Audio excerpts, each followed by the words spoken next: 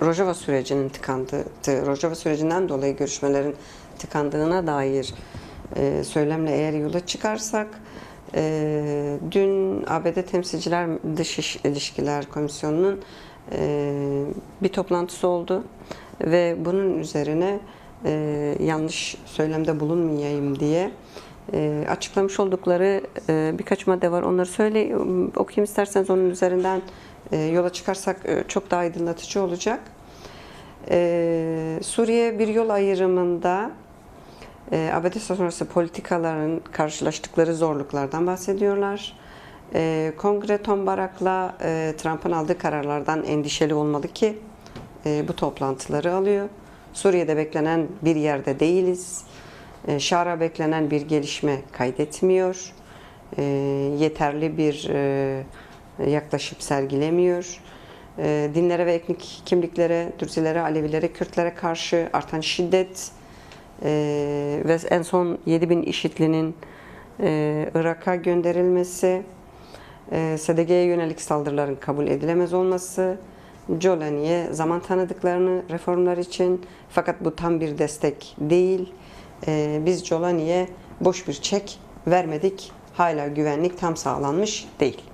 Şimdi daha devam da ediyor zaten o raporla ilgili bunların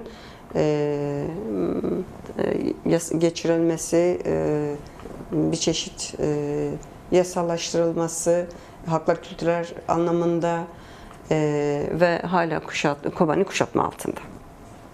Şimdi bu başlıklarla eğer gidersek, bir yerde dünyanın en demokratik, en barışçıl, en eşitlikçi halkları diyeyim, orada sadece Kürt halkı değil, işte birçok Kürtlerin dostları ve Kürtlerle birlikte hareket etmek isteyen Araplar, her ne kadar son gündemdeki aşiretlerin yaptığı kendi menfaatleri doğrultusunda yön değiştirmek demeyelim de, zaten başından beri bazı Arap aşiretlerinin bu anlamda bir şeyleri vardı. Ve Dürzilerin, Alevilerin, Kürtlerin, Ermenilerin de bu sayılabilir, inanç boyutunda Hristiyanların, Ezidilerin sayılabilir daha çok. Şimdi bir yerde yani 10 yılların üstünde, 13-14 yıldır tam anlamıyla gerçekten demokratik bir yaşam nasıl olur, eşitlikçi bir yaşam nasıl olur, halklar, inançlar nasıl korunur, özellikle kadın boyutuyla nasıl tam anlamıyla bir eşit paylaşım oluru dünyadaki en güzel örneğiydi. Yani Rojava süreci ve bunu zaten kendileri de kabul ediyorlar ve sürekli de söylüyorlar. Özellikle bu Temsilciler Meclisi'nin sürekli dile getirmesi ve bunun sürekli dile getirilmesi. Şimdi oradaki tıkanmışlığın, mesela o daha önce hapishanelerin IŞİD'e verilmesini, parantez içinde Jolani hükümetine verilmesini öngördüklerini, ama ellerine geçen ilk fırsatta hapishanelerin kapılarını açıp IŞİD'lileri alınlarından öpüp yani eşittir, eşittir. Bunun farklı bir açılımı yoktur, farklı bir bakışı yoktur. Siz istediğiniz kadar değiştirin, Allah'ın pullayın. Bu gelenekten gelen, kendisinden başka hiçbir şeyi kabul etmeyen, bu halklar boyutunda, bu inançlar boyutunda, bu özellikle kadın kimliği boyutunda. Mesela düşünün ki Rojava'da yarı yarıya temsiliyet, kadın ve erkekle birlikte, ama siz dönüp Şam hükümetine baktığınızda bir tek kadın temsilci bile göremiyorsunuz. Bir kadın olarak muhatap alabileceğiniz bir tek insanı göremiyorsunuz. Ki en son İnsan Hakları Komisyonu'nun açıkladığı bir rapor var. Tam olarak inceleme şansım olmadı. Yani belki tam olarak sayıyı da muhtemelen yansıtmıyordur. Yani oradaki mağduriyetin, oradaki ölümlerin, oradaki çocukların mağduriyeti biliyoruz. Bütün dünya medyasının gözünün önünde soğuktan çocuklar dondu. Hala Kobani'nin üstünde kuşatma var. Yani hala sudan zehirlenen insanlar var. Gıda, eğitim, güvenlik, birçok şeyin hala o ambargonun altında olduğu bir yerde. Bunu kendilerine bir argüman sayıp bizim istediğimiz olmayana kadar ayağımızı dayatırız babında bir yaklaşımla Türkiye'deki demokratik toplum sürecini, demokratik barış sürecini bir kesintiye uğratıp oradaki çıkarlarının karşılığında yeniden bir adım atma istekleri olacak mı, oluyor mu? Bunu zaman içerisinde göreceğiz.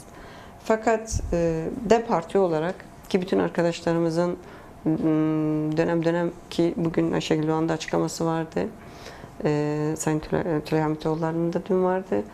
Bizler hiçbir zaman barışın, toplumsal sürecin, halklarla eşitliğin, inanç boyutundan tutun kimliklere, kadın eksenine kadar asla bunun ardını bırakacak bir noktada değiliz. Barış sürecinin şimdi kapitalist moderniteden demokratik cumhuriyete, demokratik sürece geçişin kolay olmadığının hepimiz farkındayız. Özellikle de Orta Doğu coğrafyasında. Yani bu kadar çok bir yerde planlanan, özellikle sermaye çıkarlarının ya da antidemokratik iktidarların gir, böl, parçala, al kendine, tamamen kendi çıkarın doğrultusunda belirle süreçlerini görüyoruz. Hepimiz bunun farkındayız. Ama bizler buna inanıyoruz. Bizler alanlara çıktığımız zaman bir kişiyle, 5 kişiyle, 10 kişiyle çıkmıyoruz. Bizler binler, 10 binler, milyonlarla çıkıyoruz. Ki özellikle Umut Hakkı ekseninde son zamanlarda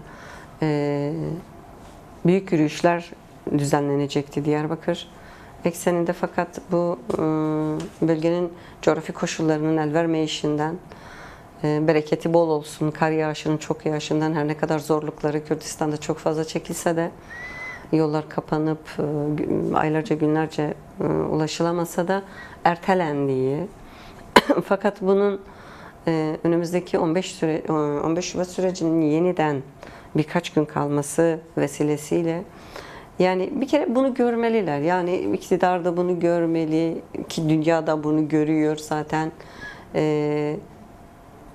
Biz sokaklara çıkıp sesimizi yükselttiğimiz zaman biz sadece kendimiz için yükseltmiyoruz.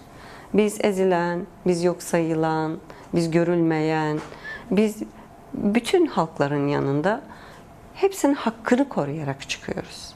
Şimdi halkların haklılığından korkuyorlar. Bu görünen bu. Ama bunun gerçekleşmeyeceği umudunu asla taşımıyoruz, taşımayacağız. Üstelik Umut Hakkı, bakın biraz önce de söyledim, tekrara girmek istemiyorum. Ne zaman ki yeni bir yol haritası çizmek istiyorsanız, İmralı'nın kapıları açılıyor, deniz duruluyor, vapur seferlerinde ne diyorlar ona, bir veriyorlar ya sürekli ismi. Seferler düzenlenebiliyor, hatta istiyorsanız havadan, karadan, yani ışık hızıyla bile gidebiliyorsunuz. Ama bu halkın haklı talebini sizlere çıkıp sokaklarda haykırdıkları zaman kulaklarınızı kapatabilme şansınız yok artık. Yani bunun mümkün olmadığının kendileri de bilincinde. Yani tabii ki komisyon raporu hakkında çok fazla bir şey söylemek istemiyorum. Çünkü malum bunun daha sonraki süreçlerde görmemiz lazım. Açıklanması lazım. Ondan sonra ancak bir şeyler söyleyebiliriz. Evet, aslında sizin de bahsettiğiniz gibi Rojava'daki saldırılar ve sonrasında Kobane'ye dönük devam eden kuşatma süreci, yani hani Kürt halkı tarafından ciddi anlamda bir birlik ruhuyla karşılandı ve önemli eylemler de gerçekleşti bu dönemde burada. Ve bunun da bir etkisi muhakkak olacaktır önümüzdeki sürece dair. Biraz bunlarla ilgili de konuşmak istiyorum ama yani şunu da sormak istiyorum. Yani barış ve demokratik toplum sürecinin deminki aslında konuşmayla bağlantılı olarak da bu sürecin başından itibaren baktığımızda şöyle bir tabloyla karşı karşıyayız. Yani bir tarafta Kürt siyasi hareketinin, Kürt özgürlük hareketinin durmadan adım attığı, bu konuyla ilgili tüm samimiyetiyle emeğini ortaya koyduğu, adımlar geliştirdiği bir süreç var. Ama diğer tarafta iktidarın sürekli ertelemeci, sürekli süreci uzatan, yani deyim yerindeyse ipe un seren yaklaşımları mevcuttu. Biraz hani bugünkü hem görüşmeler hem meclis raporu hem benzer şeylerde de hani benzer bir tablo var mı ve önümüzdeki sürecin gelişimine dair siz nasıl bir öngörüde bulunabilirsiniz bu süreçle ilgili? Şimdi özellikle Kürt Birliği ile başlamak isterim. Yani hepimiz gördük, yaşadık. Rojava sürecinde belki fikirsel olarak aynı düşüncede olmayan, birçok eylemimizde yanımızda olmayan, bunu sadece Kürtler için söylemiyorum fakat Kürtlerin birliği açısından Rojava'sından Rojhilat'ına, Başorundan Bakur'una, Avrupa'sına, diasporasına her yerde bir kere şunu görmeleri gerekiyor. Yani bir enfalden, bir katliamdan bahsediliyordu.